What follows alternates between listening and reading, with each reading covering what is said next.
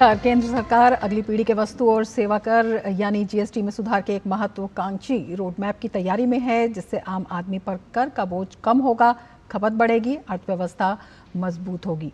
79वें स्वतंत्रता दिवस के अवसर पर लाल किले की प्राचीर से प्रधानमंत्री नरेंद्र मोदी ने अगली पीढ़ी के वस्तु और सेवा कर जीएसटी सुधारों को पेश करने की घोषणा की थी। उसी के मद्देनजर इस बार की जीएसटी काउंसिल की बैठक पर सबकी नजरें टिकी हैं, जिसमें उम्मीद है कई बड़े बदलावों की। क्या होंगे ये बदलाव और क्या कुछ होगा उसका असर, उन्हीं पर हम आज करेंगे चर्चा। मैं हूं रमा त्यागी, मेरे साथ जुड़ेंगे खास मेहमान भी।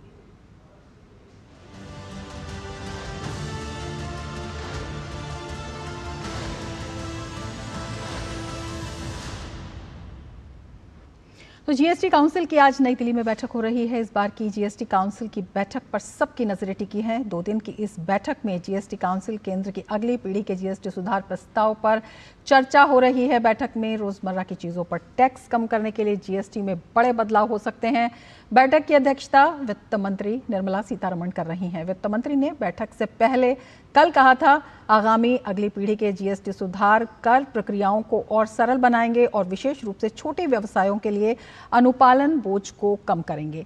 इससे छोटे व्यवसायों की बढ़ोतरी में मदद मिलेगी।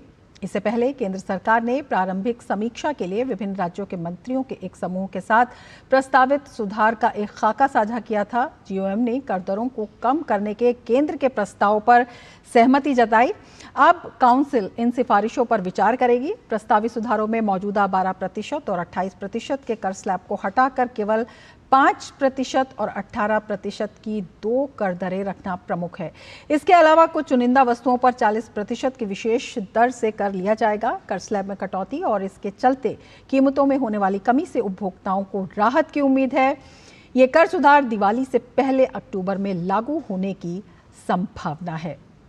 तो सभी की नजरें इस पर लगी हुई हैं और आत्मनिर्भर भारत के टारगेट को ध्यान में रखकर केंद्र सरकार ने जीएसटी में महत्वपूर्ण सुधारों को जो खाका तैयार किया है, उसमें 3 प्रमुख स्तंभ हैं, जिसमें स्ट्रक्चरल रिफॉर्म्स यानी और जीएसटी करों का युक्तिकरण भी, और जिसे कि हम रेट रैशनलाइजेशन कहते हैं, और इसके साथ साथ रहन सहन की सुगमता यानी कि ईज ऑफ लिविंग इसमें शामिल है। इसे ये भी कहा जा रहा है कि जब स्लैब्स की संख्या कम होगी, इससे वर्गीकरण के विवाद भी घटेंगे। अपने आप में ये कितने महत्वपूर्ण हैं। खास मेहमान हमारे साथ इस वक्त जुड़ चुके हैं। अपने जो खास मेहमान हमारे साथ जुड़े हैं उनका परिचय मैं आपसे करा देती हूँ। डॉक्टर रणजीत मेहता हमारे साथ जुड़े हुए हैं, सीईओ और महासचिव पीएचडी सीसीआई। रणजीत जी, बहुत स्वागत है आपका हमारे इस कार्यक्रम में। सबसे पहले आपसे यही जानना चाहेंगे, आज की जो ये मीटिंग हो रही है, सब पर इसकी नज़र है और सभी ये कह रहे हैं कि क्या जीएसटी 2.0 की शुरुआत हो सकती है। अपने आप में कौन से बड़े बदलाव हैं जो कि अपेक्षित हैं और सब चाहते हैं कि वो हो, तमाम स्टेक होल्डर्स की जो मांग है?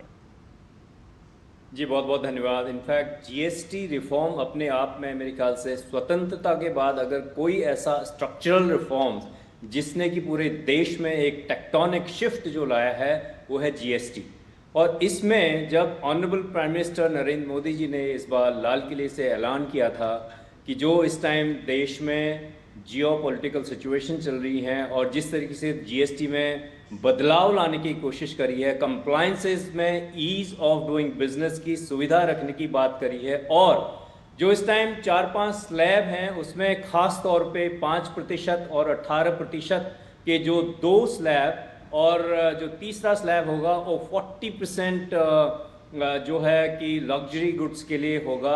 मैं समझता हूँ इससे काफ़ी ईज ऑफ डूइंग बिजनेस होगी। और दूसरा, जो कई ऐसे गुड्स हैं जो कि 400 से ज़्यादा ऐसे गुड्स हैं जिसमें कि आपके जो जीएसटी है 5 या 18% होने की उम्मीद है, जिससे कि हमारे उपभोक्ताओं के हाथ में पैसा आएगा, कंजम्पशन बढ़ेगा और देश में डिमांड बढ़ेगी। ये इस टाइम खास तौर पे इसका बहुत बड़ा महत्व है, जबकि देश में यूएस टैरिफ लगे हैं और दूसरा जो ओवरऑल जो जियोपॉलिटिकल जो एक सिचुएशन देश में बनी है उस समय, और जब हमने आत्मनिर्भर भारत की जो एक लक्ष्य रखा है उसमें ये जीएसटी रिफॉर्म्स एक बहुत बड़ा कदम है। और इससे जो हमारे एक तो इंडस्ट्री को ईज ऑफ डूइंग बिजनेस होगा, और दूसरा जो हमारे उपभोक्ता हैं, जो कंज्यूमर्स हैं, उनके हाथ में पैसा आएगा क्योंकि चीज़ें सस्ती होंगी। खास तौर पे आप देखिए, चाहे इंश्योरेंस सेक्टर है, ऑटो सेक्टर है, रोज़मर्रा की चीज़ें हैं जिसमें कि 18% टैक्स था, वो 5% होने की उम्मीद है। हमें इंतज़ार करना चाहिए कि फाइनल जब जीएसटी का नोटिफिकेशन आएगा तो उसका हम इंतज़ार करेंगे। बट ये जो एक फैसला इस टाइम किया है, ये मैं समझता हूँ जो दिवाली से पहले ये बहुत बड़ी राहत हमारे कंज्यूमर्स को मिलेगी और बहुत बड़ी राहत हमारे इंडस्ट्री को मिलेगी। और कंप्लायंसेस में जो हमें पता चला है, कंप्लायंसेस में भी इसमें काफ़ी एक सुविधाजनक उनको बनाया जाएगा। और जो इनफैक्ट ईज ऑफ लिविंग आएगा, ईज ऑफ डूइंग बिजनेस आएगा, जिससे ओवरऑल जो है देश में एक जो कंज्यूमर के हाथ में पैसा आने से डिमांड बढ़ेगी बहुत सारे प्रोडक्ट्स की। और ये बहुत बड़ा एक बुनेंजा है दिवाली से पहले। बिल्कुल, हमारे संवाददाता अजय मिश्रा भी हमारे साथ इस वक्त जुड़ गए हैं। अजय, आपसे जानना चाहेंगे, जीएसटी लाना अपने आप में ऐतिहासिक था और उसके परिणाम भी देखने को मिले। अब जिन सुधारों पे बात हो रही है वो कितने महत्वपूर्ण है? क्या कुछ जानकारी इस मीटिंग के बारे में आप हमें देना चाहेंगे? देखिए, लगातार ये जो बैठक चल रही है उस पर आम राय बनाने की कोशिश की जा रही है कि जो नेक्स्ट जनरेशन जीएसटी रिफॉर्म्स हैं उस पर सभी राज्यों की जो सहमति है वो बन जाए। जिस तरह से आप जानते हैं कि रेट रैशनलाइजेशन को लेकर के जो प्रस्ताव केंद्र सरकार ने काउंसिल को दिया है, जीओएम ने उसको फाइनल कर दिया है और जो ग्रुप ऑफ मिनिस्टर्स की मीटिंग में इसको स्वीकार भी किया गया कि अब जो 4 रेट स्ट्रक्चर है उसको 2 रेट स्ट्रक्चर में बदला जाएगा। एजेंडा बहुत बड़ा होता है, एक एक करके एजेंडा पर वोटिंग जो है वो लगातार चल रही है और सुबह 11 बजे से ये बैठक चल रही है। एक मुद्दा है कॉम्पनसेशन सेस का, जिसमें कुछ राज्यों की ये चिंता है कि हो सकता है ये जो रेट्स हैं उनको इंट्रोड्यूस करने पर उनके राजस्व में कुछ कमी आए, लेकिन उसको लेकर के केंद्र सरकार का क्या रुख रहता है उस पर हमें अभी फ़िलहाल निगाह बनाए रखनी है। कॉम्पनसेशन सेस की जो सीमा है आप जानती हैं कि 2026 मार्च 31 मार्च तक है, लेकिन अगर उससे पहले जो कोविड के दौरान केंद्र सरकार को लोन लेना पड़ा था राज्यों की क्षतिपूर्ति की भरपाई के लिए, अगर वो पहले ही पूरा हो जाता है तो फिर वो कॉम्पनसेशन सेस की अवधि ख़त्म हो जाएगी। उसके बाद कोई सेस लगने का कोई और वजह दिखती नहीं है। तो आगे जाते हुए यही मंथन चल रहा है कि कैसे राज्यों को भी नुकसान ना हो, कैसे उपभोक्ताओं को फ़ायदा हो, कैसे इंडस्ट्री को फ़ायदा हो, सरकार को भी रेवेन्यू का नुकसान ना हो। तो ये सारे जो एस्टिमेट्स हैं उसको लेकर के फ़िलहाल अभी जो चर्चा का दौर है वो चल रहा है, लेकिन उम्मीद की जा रही है कि जल्दी ही कोई अच्छी खबर जीएसटी काउंसिल की मीटिंग से आ जाती है या कल, ये थोड़ा सा देखना होगा, अभी क्लैरिटी नहीं है उस पर, लेकिन फ़िलहाल चर्चा चल रही है। बिल्कुल। डॉक्टर मेहता, आपसे समझना चाहेंगे, ये जो स्ट्रक्चरल रिफॉर्म्स की बात हो रही है ये कितने ज़रूरी हैं? और जब हम देखते हैं कि 12% से घटाकर अगर 5% को लाया जाता है, जो अति आवश्यक जो वस्तुएं हैं या ज़रूरतें हैं, अपने आप में जब हम बात करते हैं मिडिल क्लास की, महिलाओं की, किसानों की, छोटे कारोबारियों की, उनको कितनी राहत मिलने की उम्मीद है इससे? देखिए, इसमें जो हमें अभी सारी रिपोर्ट्स को न्यूज़पेपर के माध्यम से, कई न्यूज़ चैनल के माध्यम से जो कि अभी हमें सुनने को मिल रहा है, जो हम पढ़ रहे हैं, उसमें करीब 400 से ज़्यादा ऐसे प्रोडक्ट्स हैं जो कि 5% की रेंज में आने की उम्मीद है, जो कि रोज़मर्रा की ज़िंदगी में लोग यूज़ करते हैं। स्पेशली इवन जो वाइट गुड्स हैं और छोटे इलेक्ट्रॉनिक गैजेट्स हैं, अगर होगा तो इससे, क्योंकि आज भी हमारे देश की करीब 50% जो जनता है वो विलेजेस में रहती है, एग्रीकल्चर पर निर्भर करती है। और तो मैं समझता हूँ कि अगर जीएसटी रेट अगर 18% से 5% में बहुत सारी ऐसी गुड्स एंड सर्विसेज आ जाएं जो कि हमारे उपभोक्ताओं के लिए इसमें काफ़ी राहत मिलेगी। और ये राहत सिर्फ उपभोक्ताओं के लिए नहीं होगी, बल्कि जब उसके उपभोक्ता के हाथ में ज़्यादा पैसा आता है तो डेफिनेटली वो क्या करेगा, वो उसी पैसे से और कंज्यूम करेगा और उसको इकोनॉमी में ही वापस आएगा। और स्ट्रक्चरल रिफॉर्म्स इसलिए बहुत ज़्यादा ज़रूरी हैं क्योंकि आप मेक शिफ्ट अरेंजमेंट जब करते हैं तो उससे जो है कोई लॉन्ग टर्म एक गवर्नमेंट का विजन पता नहीं चलता है। इससे ये है कि जब आज हम विकसित भारत की बात कर रहे हैं, जब हम आत्मनिर्भर भारत की बात कर रहे हैं, जब आज हम अपने टैक्सेस को एक स्ट्रीमलाइन कर रहे हैं, तो इसमें स्ट्रक्चरल रिफॉर्म्स की बहुत बड़ी भूमिका है, क्योंकि स्ट्रक्चरल रिफॉर्म जो है ये लॉन्ग वे में पूरे हमारे देश के लिए अच्छे हैं और इंडस्ट्री के लिए अच्छे हैं। तो ये बहुत ही एक महत्वपूर्ण कदम रहेगा, जिससे जो कंप्लायंस है इसका ख़ास तौर पे है कि उसमें हमें ये इंतज़ार करना है कि किस तरीके से कंप्लायंसेस में इसका असर पड़ेगा। तो कंप्लायंसेस को हम कैसे उसमें कम करेंगे, तो ये सारी चीज़ें जब फाइनली हमारे पास ब्लूप्रिंट आएगा तो डेफिनेटली उसके बाद हम इसमें और अधिक इसमें हम कुछ अपना रिएक्शन दे सकते हैं। बिल्कुल, सभी को इसी का इंतजार है। किरीट भंसाली भी हमारे साथ जुड़ गए हैं, अध्यक्ष हैं रत्न एवं आभूषण निर्यात संवर्धन परिषद के। भंसाली जी, बहुत स्वागत है आपका हमारे इस कार्यक्रम में, और आपसे ही जानना चाहेंगे जिस तरह के सुधारों की बात हो रही है अपने आप में कितना बड़ा, क्योंकि आम आदमी पर जब हम कहते हैं कि टैक्स की मार कम होगी, खपत बढ़ेगी, क्योंकि जो खर्च करने की क्षमता है वो बढ़ती है, तो अर्थव्यवस्था के जो तमाम क्षेत्र हैं वो कितने मजबूत होंगे, विशेषकर जब हम उद्योगों की बात करते हैं। बिल्कुल, GST reform will be A game changer. पिछले हफ्ते हमने हमारा जीडीपी ग्रोथ देखा। हमारे सेक्टर के लिए तो ये खुशी की बात है। मैं आपको बताऊं कि पहले ही हमारे सेक्टर को काफ़ी रिलीफ मिला हुआ है।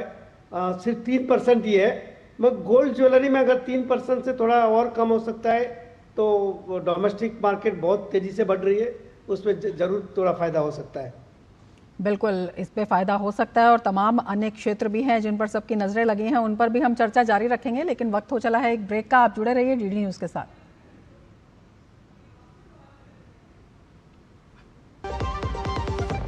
$25 लाख का हॉस्पिटल बिल है, इतने पैसे कहाँ से आएंगे? पैसों की चिंता आप मत कीजिए पापा। मैम, सर का हेल्थ इंश्योरेंस क्लेम अप्रूव हो गया है। आप? पॉलिसी बाजार। हेल्थ इंश्योरेंस क्लेम में हमेशा आपके साथ पॉलिसी बाजार। 1 करोड़ का हेल्थ इंश्योरेंस सिर्फ 670 रुपए महीने से शुरू। मेरी पसंद, मेरी पसंद, मेरी पसंद, मेरी पसंद, हमारी पसंद, हम सबकी पसंद। मजबूत देश का मजबूत सरिया हो गया स्टील। ब्रेक के बाद फिर से आपका स्वागत है। हम बात कर रहे हैं जीएसटी काउंसिल की बैठक की, और बड़े बदलावों की इससे उम्मीद की जा रही है। हमारे साथ खास मेहमान भी इस पर चर्चा के लिए इस वक्त जुड़े हुए हैं। डॉक्टर मेहता, आपसे समझना चाहेंगे, आपके पास आना चाहेंगे, जब हम बात कर रहे हैं टैक्स का बोझ बढ़ेगा, कंजम्पशन इससे अगर बढ़ती है और अर्थव्यवस्था के तमाम क्षेत्र मजबूत होते हैं, तो जिस तरह से 50% जो टैरिफ लगा है अमेरिका की तरफ से, ये भी कहा जा रहा है कि तमाम क्षेत्रों की जो ये मजबूती होगी उससे जो चुनौतियां पैदा होने वाली हैं उसका भी मुकाबला करने में सक्षम होगी। क्या इस तरह का कोई संबंध भी बनता हुआ दिखाई देता है? क्या कुछ असर दिखाई देता है? जी, आज जो है भारत दुनिया की सबसे बड़ी डेमोक्रेसी है और 140 करोड़ लोगों का एक देश है।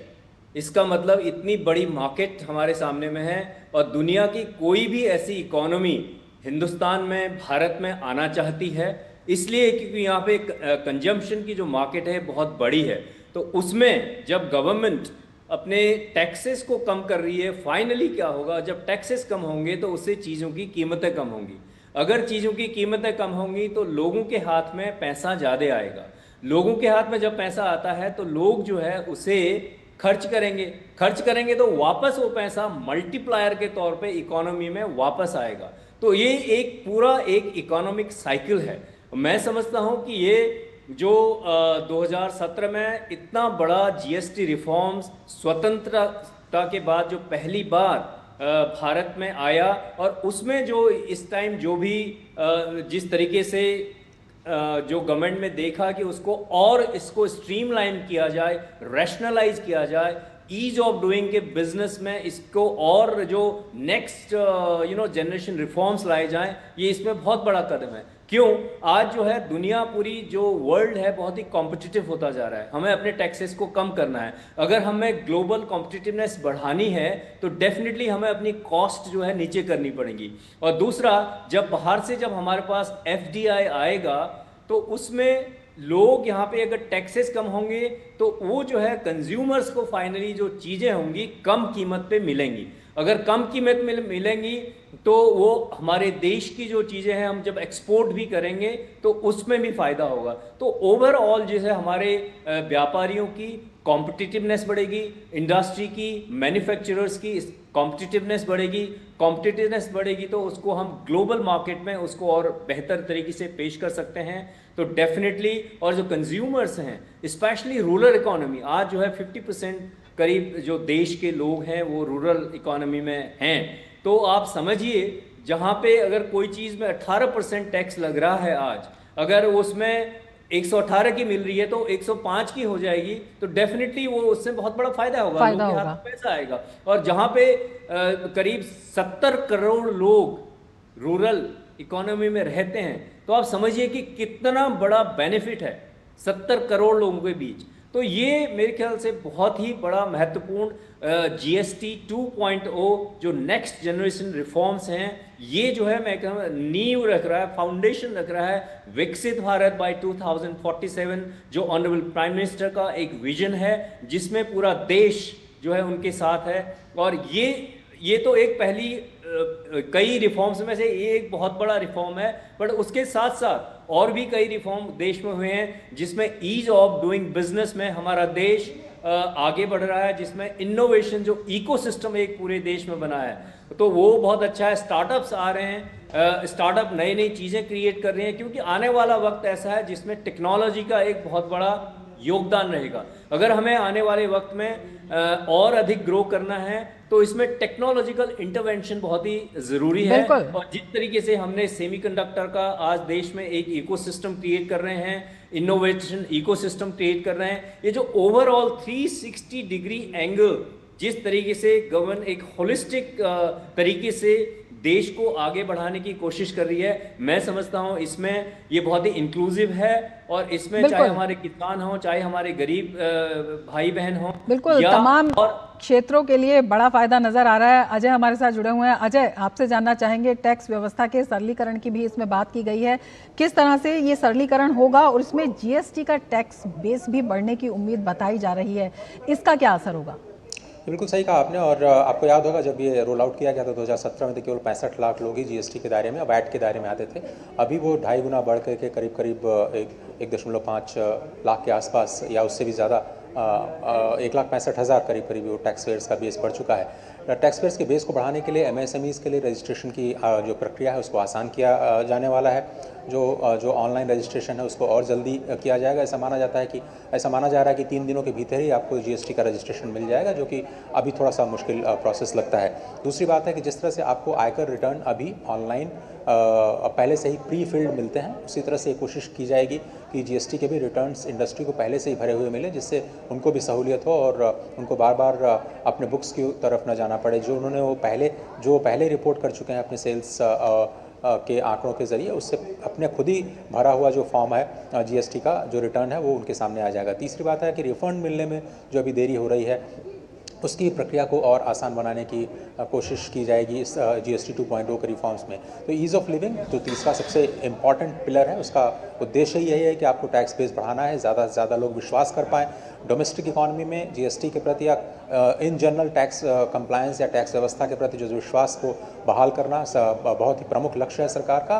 और साथ ही साथ आपको याद होगा कि प्रधानमंत्री भी जब जापान में थे तो उन्होंने जापान के निवेशकों को ये कहा था कि हम नेक्स्ट जनरेशन जीएसटी रिफॉर्म्स करना चाहते हैं। इसका मतलब वो विदेशी निवेशकों में भी ये भरोसा दिलाना चाहते हैं कि भारत इस वक्त जो रिफॉर्म्स कर रहा है और अगली पीढ़ी के लिए जो हम जीएसटी रिफॉर्म्स करने जा रहे हैं वो देश में प्रेडिक्टेबिलिटी को बढ़ावा देंगे। तो कोई भी निवेशक जब आना चाहेगा तो जानना चाहेगा कि जो जीएसटी के जो कंप्लायंसेस हैं वो कितने आसान है, वो कितने प्रेडिक्टेबल टैक्स स्ट्रक्चर किसी भी देश का है।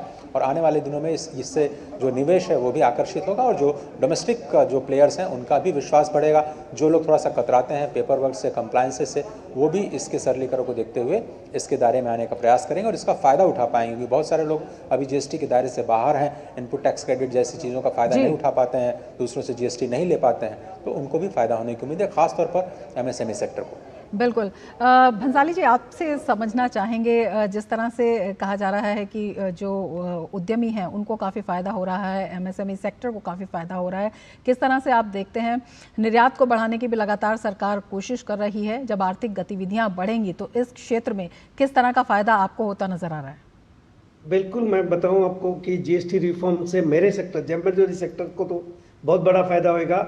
आज से 10-5 साल पहले बात करें, जब भारत की अर्थव्यवस्था लड़खड़ा रही थी या हम 12वें में 13वें नंबर पर थे, ये सारे रिफॉर्म की वजह से तो आज हम दुनिया की चौथी या पांचवी सबसे बड़ी अर्थव्यवस्था है।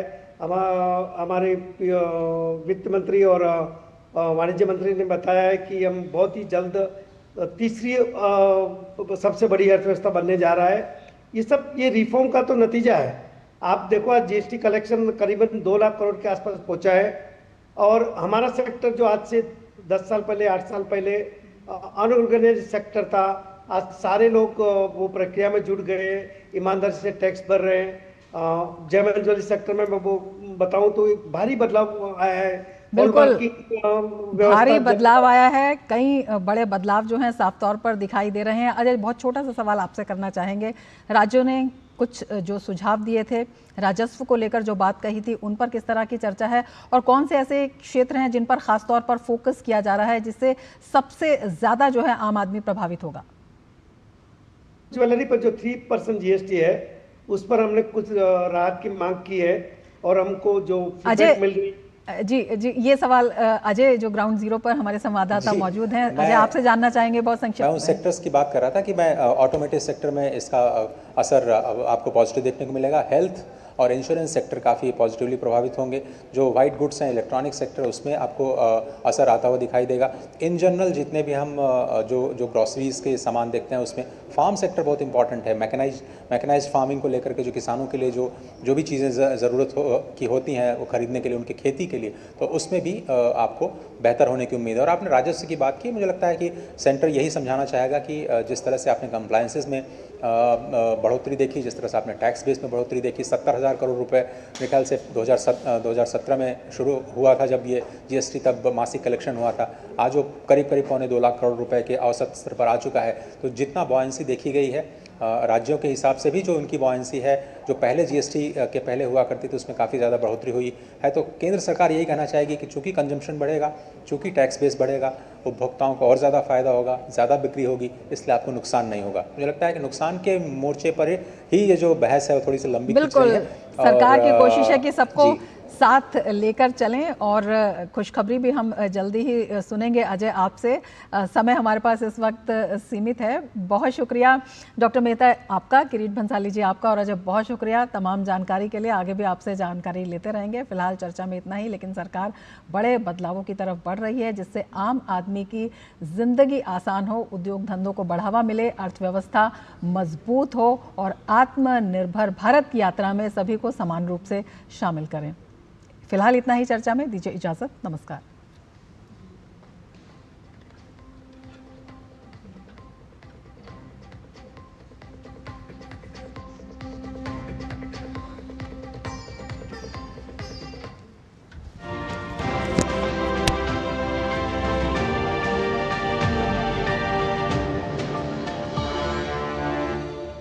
चर्चा में के प्रायोजक